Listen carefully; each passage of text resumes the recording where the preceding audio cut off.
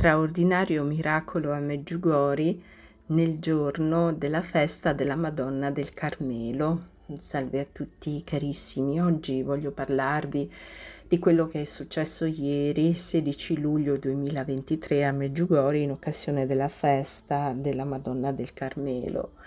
È successo che il sole ha incominciato di nuovo a pulsare e questo giorno era un giorno molto importante, come lo sono tutte le feste mariane. Molti hanno notato la coincidenza di questa pulsazione del sole con la festa della Madonna del Carmelo.